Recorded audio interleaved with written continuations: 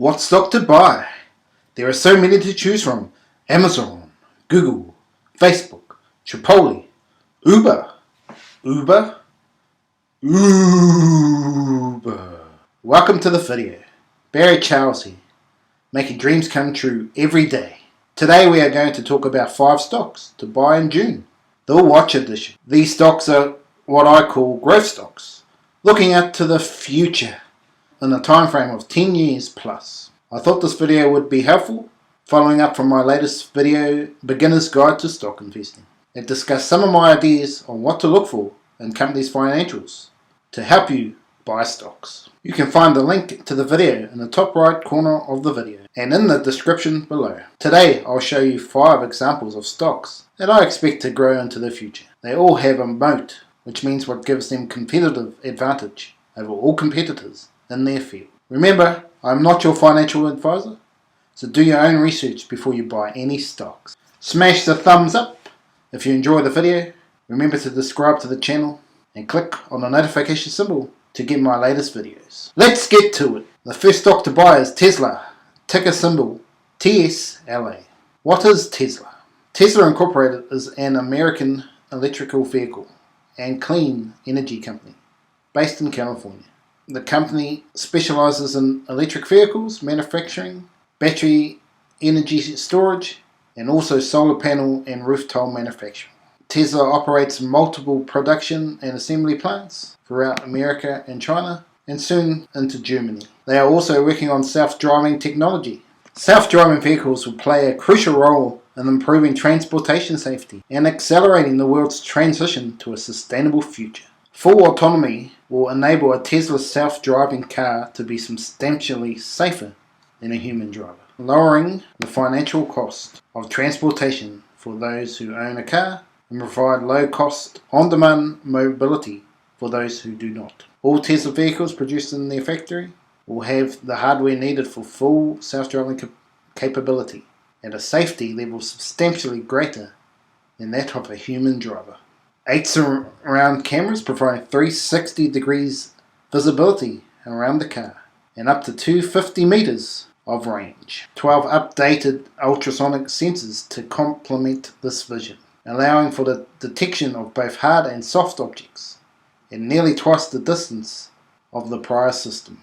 A forward-facing radar with enhanced processing provides additional data about the world on a redundant wavelength, capable of seeing through heavy rain, fog, dust, and even the car ahead. Tesla has a new onboard computer with software that processes data that a human driver alone cannot access, seeing it every direction simultaneously and on wavelengths that go far beyond the human senses. While Tesla is looking into the future, they will have direct competition in this space, which I will talk about in my second stock in this video. So Tesla provides electric vehicles across the world, with Model 3 being their best seller, with over 500,000 sold worldwide. Model 3 was ranked number 1 plug-in electric car on the market in 2018 and 19. This is the moat I was talking about in my previous video. The number 1 electric car company for sales. You add the solar panel and storage battery business, this company is well diverse. We will now look into Tesla's financials. Tesla turned a profit in the first quarter of 2020 of $16 million, despite factory shutdowns in China and the US. The company announced it may still hit its goal of delivering 500,000 vehicles worldwide this year, even in the face of the Rona. It's the first time in Tesla's history that the company has turned in 3 consecutive profitable quarters. The Model Y has also started shipping this past quarter. Tesla says it already making the company money, marking the first time in Tesla's history that a new product has been profitable in its first quarter. That's not only because the Model Y shares 75% of its parts with Model 3, but also because Tesla is using some of Model 3's production line to build the Model Y. Tesla also generated $5.9 billion in revenue, which is an increase of nearly $1.5 billion compared to the first quarter performance in 2019, and about $100 million higher than was expected from Wall Street analysts. The company finished the quarter with $8.1 billion of cash available. Tesla's net income has always been a concern, as the last 5 years they have had a net loss, as you can see on the screen. Every year with a $1.9 billion net loss in 2017, The positive for 2020, including the Rona, affecting profits for this company, they expect an improvement in net loss of around 80%, even if 50% drop in net loss occurs. It is very positive for the company. With 2021 a possibility that Tesla being a profitable business, looking at the last 3 profitable quarters for Tesla. What does this mean for Tesla stock? Well, future projections see this company at $2,000. If you believe electric vehicles and self-driving is the future, that price point may be too low. I see at worst a $1,500 stock. So what price would I buy at? This is a stock I previously owned, but sold out in the $200 range. But thankfully it wasn't a life-changing amount of share. If I was to consider buying, I would wait for the second quarter report to see if you get another dip due to the possible less sales. I personally would consider buying if it ever hit the $500 range again. As you can see from the screen, you had 2 opportunities this year to get Tesla at a bargain price of $360 a share and $454 a share. So that is why you always have cash available at any time, so you can buy great businesses at great prices. I like to buy at 50% off to have a margin of safety. Tesla is personally a watch for me for now, but if self-driving becomes a reality, then this stock is a bargain at this price. Second stock to buy I personally own is Uber. Ticker symbol, this is an easy one, UBER. What is Uber Technologies? A ride-sharing company focused on carpooling, meal delivery through Uber Eats, freight, electric bikes, scooters, self-driving, and urban aviation. The company is based in San Francisco and has operations in over 785 metropolitan areas worldwide. What makes Uber money? The rideshare business is the biggest profit maker before the Rona. In 2019, rideshare business made $742 million in profit. Uber Eats still costs the company millions of dollars each year, with $461 million net loss in 2019 due to increased investment into the business to build more growth and expansion of Uber Eats. Let's look at Uber CEO Dara beliefs on Uber. When I joined Uber as a CEO, many people asked me why I would leave the stability of my previous job for one that was anything but. My answer was simple. Uber is a one-in-a-generation company, and the opportunity ahead of us is enormous. Today, Uber accounts for less than 1% of all miles driven globally. Just a small percentage of people in countries where Uber is available have ever used our service, and we are still barely scratching the surface when it comes to huge industries like food and logistics, and how the future of urban mobility will reshape cities for the better. Uber is a well-diverse company with the potential to grow into the future with only 1% of the world using Uber. Once in a generation company? Absolutely.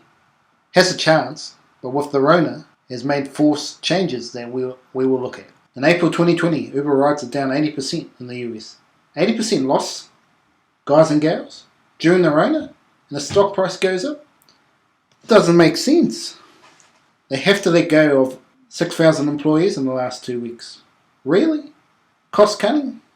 But expansion, you need more staff rather than less staff. Uber is still running at a net loss. Uber is not a profitable business with a net loss of $8.5 billion in 2019. Uber only had a net profit once in the last 5 years. And some positive news is a possible merger with another meal delivery giant, Grubhub. Senator Amy Klobuchar believes the merger would give Uber almost total control over the food delivery in the US, potentially causing elevated prices and lowered service quality due to the lack of competition. What are my thoughts on this statement? I believe the acquisition of Grubhub and Uber will likely give Uber Eats the #1 spot in market sales in the food delivery sector. From this graph on the screen, April sales in the United States seen food delivery sales. DoorDash has 45% market share, with Grubhub and Uber market share combined also equaling 45%.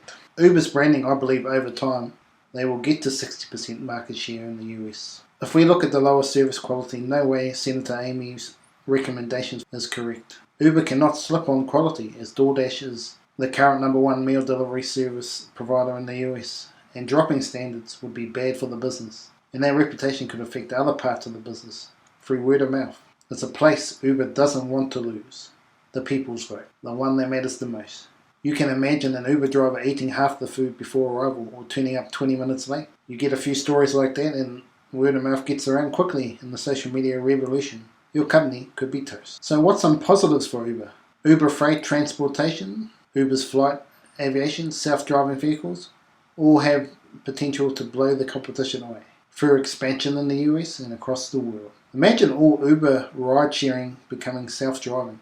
The money saved on having no drivers is mind-blowing. Then Uber profits will skyrocket. The only concern is Tesla is also in the self-driving taxi space, so competition will be fierce. Who would win out, personally? At this stage, Tesla have the upper hand on finances, and all 2016 vehicles and beyond have full self-driving capabilities already. In saying that, how do I see Uber's share price? I believe the stock could get to $100 within the next 5 years if they continue to grow the business. With Uber Eats should be profitable within a few years. Aviation, freight and self-driving vehicles all potential growth opportunities in the US and around the world. In the current market, if Uber went down to $20, I would load the boat, meaning invest a lot of shares in the business like $2,000 plus range, depending on your available cash. But even at current prices of $37, from a long-term perspective, you should at least double your money. Right now, I would watch Uber stock and wait for a market dip, as when the next quarterly report comes in, you'd expect a dip on the share price with the expected poor result, especially in the ride-sharing business. Which leads to our third stock, a new computer giant, Zoom Video Communications, ticker symbol ZM. What is Zoom? Zoom Video Communications Incorporated. Zoom is an American communications technology company headquartered in San Jose, California. It provides video and online chat services for a cloud-based peer-to-peer software platform and is used for teleconferencing, telecommuting, distance education and social relations. App Marketplace, where you can find apps to improve the Zoom experience, including scheduling, accessing files, generating sales leads, and collaborating with your team. Whether in the government business or education sector, Zoom business strategies focus on providing an easier to use product than competitors, as well as cost savings, which includes minimizing computer costs, infrastructure level, and having a high degree of employee efficiency. If you look at the pricing plans, you have a basic free service up to 100 participants and up to $20 a month. But once you add more hosts, price can go up dramatically to $100 a month and thousands for enterprises. An early investor and former board member of Zoom Video made big gains from the company's surge in profits. Samuel Chen, firm Digital Mobile Venture, participated in Zoom's early funding rounds and now has a 3.8% stake in the video conferencing giant. Chen said he considered himself lucky to have had the early investment opportunity in Zoom about a decade ago. Samuel Chen, a little-known investor from Taiwan, began to invest in the now popular video conferencing app Zoom. Fast forward 10 years, and Chen's stake in the Zoom is worth more than US $1 billion.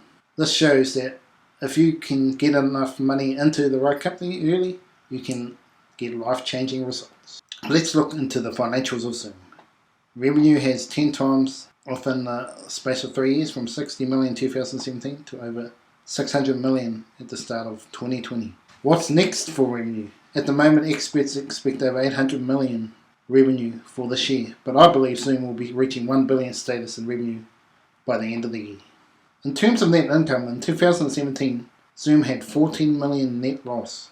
Now at the start of 2020, they've reached profitability of nearly $22 million.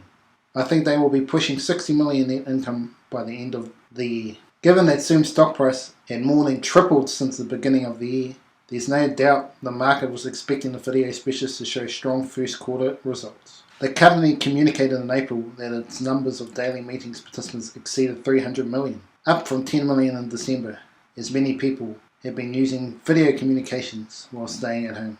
But the magnitude of the first quarter overperformance remains stunning. Revenue grew 169% year over year, and all metrics far exceeded management's guidance. The company also attracted many new customers. The number of customers with more than 10 employees increased to 265,000, up 354% year over year. That boost is not sustainable given the exceptional stay-at-home policies enforced in many countries. Logically, CFO Kelly Steckelberg indicated during the earnings call that the company accepted a higher churn rate during the rest of the year, as many small enterprises opted for monthly instead of annual plans in the face of the Rona situation, and that demand is likely to diminish when the situation settles. Most likely the Rona situation accelerated the adoption of video communication and with its expanding customer base. How I see Zoom into the future. Obviously, the Rona has seriously helped what I believe will be the new norm for businesses, as the cost of flying people to other countries is very expensive, and using video to make business deals will become the new reality.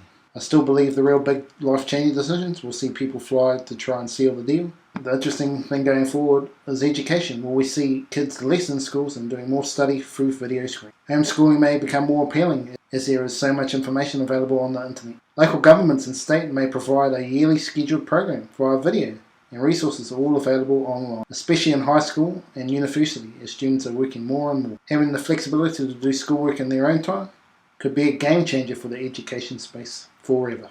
Zoom's huge success brought extra scrutiny to its security and privacy issues through CEO Eric Yuan expressed his intention of bringing the company's security to the highest standard. However, extra security could reduce the ease of use of its software, an important competitive advantage for Zoom. In addition, competition in the video communication market for consumers and enterprises is intensifying. Deep-pocketed competitors don't hesitate to sacrifice short-term revenue to try and gain consumer attention. Over the last few months, Facebook announced that its new tool, Facebook Room, will allow free group video communication.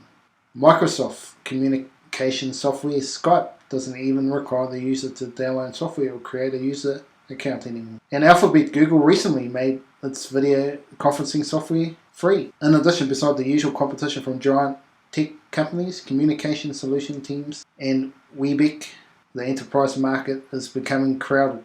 For instance, in April, giant telecommunication provider Verizon Communications acquired video conferencing platform BlueJeans and cloud communication specialist RingCentral. Competition is something you need to understand when seriously considering stocks, as at the moment they lead the way in video conferencing. With the bigger companies like Facebook, if they really wanted to, they could compete in this space to look for more growth opportunities. We will now discuss Zoom's stock itself. Looking at Zoom's stock price, as you can see, started at $62 when IPO'd last year. It is now over $200.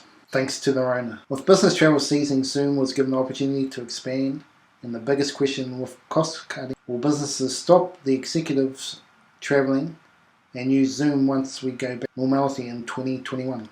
What to do with Zoom stock? Is it overvalued? I personally wouldn't buy at this price. Whether it will ever drop to $100 again is doubtful, but I do see the stock possibly getting to $300. Whether it can expand its business, adding new products would be beneficial to increase growth.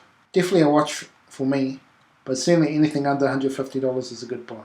The next stock has been on my radar for about a year. It is the Boeing company. Ticker symbol BA. What is Boeing? The Boeing company is an American multinational corporation that designs, manufactures and sells airplanes, rotorcrafts, rockets, satellites, telecommunication equipment and missiles worldwide.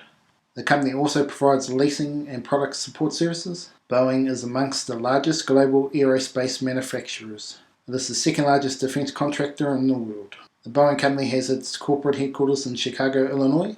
Boeing is organized into 5 primary divisions: the Boeing Commercial Airplanes, Boeing Defense, Space and Security, Engineering, Operation and Technology, Boeing Capital, and Boeing Shared Services. Boeing's main form of revenue is from making airplanes for airlines. They also get around 20% of their revenue from the US government, as they provide all the military, international and domestic planes for government officials and the military forces. Boeing had been paying a dividend since 1989 at 40 cents a year per share and stayed steady at 68 cents a share until 2004, when they started increasing every year until 2009.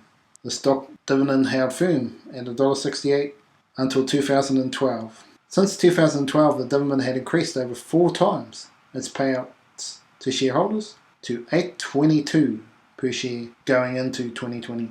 Then the Rona hit, and here's an explanation of the removal of the dividend. It's been a little more than 2 months now since Boeing told investors it will stop paying its dividend. Until further notice, it could be another 3 to 5 years before they get it back. Boeing CEO Dave Coulin, speaking at the Boeing annual shareholders meeting, warned that as a result of the Rona crash in air travel and the tremendous destruction and demand for airplanes that resulted from it, Boeing is going to have to borrow more money in the next 6 months in order to get through the Rona situation, recently drawing down a $14 billion loan. Borrowing money, of course, is just the first step in getting Boeing through the looming recession. Assuming Boeing survives, their first priority is going to be to pay back the debt, the principal and the interest that goes with it. At the same time, Boeing needs to keep spending on buying airplanes parts from its suppliers to keep their supply chain operating. Once the recession is over and airlines resume buying airplanes, Boeing will be able to get the parts it needs to build those airplanes. As a result, there's not going to be a lot of money left over which to pay dividend checks to shareholders, so it's going to be a while before dividends come back. Now we will discuss the flight crashes that have made Boeing stock crash in profitability. Well, the biggest issue Boeing had was the Boeing 737 MAX plane crashes with Lion Air Flight and Ethiopian Airlines, where 346 people died due to the flight control problems with the angle of attack, AOA, sensors failure. Tied to a design flaw involving the Maneuvering Characteristic Augmentation System, or short MCAS, which is the software to help fly the plane. Unfortunately, the software failed, which sent two planes crashing by nosediving that the MCAS did not pick up to help stabilize the plane, which caused the company's 737 MAX planes all to be grounded until the MCA system is fixed and all pilot training on the software has been done. Until now, approval has not been granted for the 737 MAX to fly again, causing revenue to be down by nearly 25% in 2019 compared to 2018. The company went from positive net income in 2018 to 10 billion, dropping dramatically to net loss of 636 million. You kidding me? In 2019, with 2020 set to be a disaster year, with at least 4 billion net loss, the significant debt they are taking on. Will they recover? I suggest you won't see profit until maybe 2023, as the debt repayment is repaid, allowing the company to return a dividend to shareholders again. Shares of Boeing, which have been brutalised this year as the Rona decimated demands for air travel, has more than doubled from their March lows. On Wednesday, rumours of an activist investor stake pushed the stock higher. On Thursday, a positive update from American Airlines that drove Boeing's rally. American Airlines announced that it was increasing domestic flights for the summer travel season in response to consumer demands. The airline now plans to fly 55% of its domestic schedule and 20% of its international schedule in July, compared with the prior year period. American Airlines reduced its domestic schedule by 80% in May, reflecting a deep slump in the demand for air travel amidst the worst of the Rona. But the airline is seeing steady growth in passenger volume between May 24th and May 29th. American served roughly 110,000 passengers daily. It's up from just the average daily passenger in April of 32,000. Having heard all this, what do I believe is going to happen with this company? I believe a rocky road ahead. Concerns over how long before flights return to normal? Could be looking at Christmas time or into 2021. Dividend payments for dividend investors? Most would have already sold out. I personally like this company more when it was a dividend stock, but growth is still there in Boeing. I expect a dividend to return in 2023. In the last 2 months, the stock has more than doubled from March lows of $90 to over $200, which is still currently reasonable. Boeing has no direct competition in the US, with only Airbus, a European company, competing against them. This stock is probably the most risky of the 5 mentioned today at the moment, but looking at a long period, this stock could easily be a $500 stock. So for me, to load the boat, I would be looking at $130 range, just as I expect more bad news to come over the next 6 months. So you could see a few price reductions as the stock continues to be volatile due to the increased debt, lack of profitability, and 737 MAX planes still grounded. But with the government using their planes, this company is highly unlikely to go bankrupt. The number 5 and final stock to buy and watch is Beyond Meat, ticker symbol BYND. This stock I personally own, but currently only own a small percentage of 2% of my total investment portfolio. What is Beyond Meat? Beyond Meat is a Los Angeles-based producer of plant-based meat substitutes, founded in 2009 by Ethan Brown. The company's initial products became available across the United States in 2012. The company has products designed to simulate chicken, beef, and pork sausage. Beyond products are widely available in most US grocery stores. Here is Beyond Meat's mission statement. Our mission at Beyond Meat: we believe there is a better way to feed the planet. Our mission is to create the future of protein delicious plant-based burgers, beef sausages, crumbles, and more. By shifting from animal to plant-based meats, address 4 growing global issues: human health, climate change, constraints on natural resources, and animal welfare. The ingredients used in Beyond Meat plant-based foods: proteins, peas, mung beans, fava beans, brown rice. Fats they use: cocoa butter, coconut oil, sunflower oil, and canola oil. Minerals they use: calcium, iron, salt, potassium chloride. Flavors and colors: beet juice extract, apple extract, natural flavors.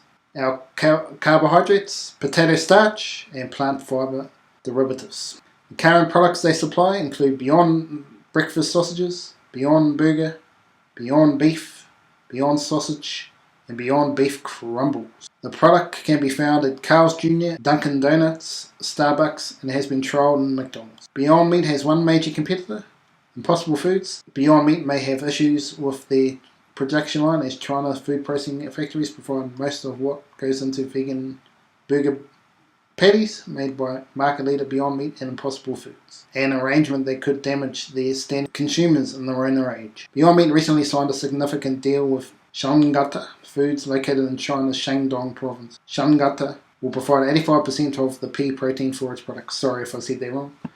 The company said its first purchases will total some 285 tons. We will look into the financials of Beyond Meat. Revenue, which has gone up the last 5 years from a modest 16.2 million in the revenues in 2016 to almost 300 million in revenue 2019. If you look at the predictions, even with the Rona, this company should make close to 400 in revenue. Beyond Meat is yet to be profitable. Looking at the chart from 2016 to 2018, the net loss was between 25 and 30 million each year. Then in 2019, dropping to 12 million net loss. In 2020, can Beyond Meat beat the Rona and become profitable? Most analysts say they will get close.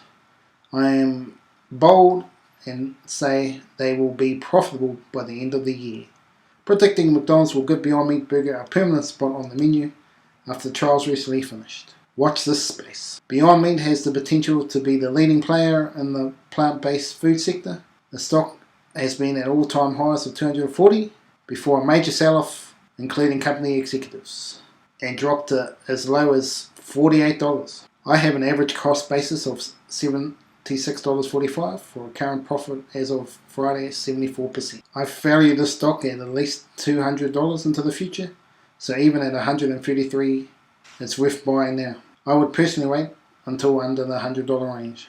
This is a stock I will be investing more into, but definitely not the next Amazon stock for the people that are new to stock investing. One share in Amazon is close to $2,500, so you need a lot of money to get full shares in this company. Thank you for watching 5 Stocks to Buy / Watch the June edition. I hope you got a lot of ideas on how to access company information. Remember to do your own research before buying any stock. You're welcome to follow me on Instagram and Twitter at BarryCharles999. I hope you enjoyed the video. Don't forget to like and subscribe to the channel and click the notification bell to receive my upcoming videos. Until next time, Barry Charles signing off as we continue to make dreams come true. Have a lovely and peaceful day.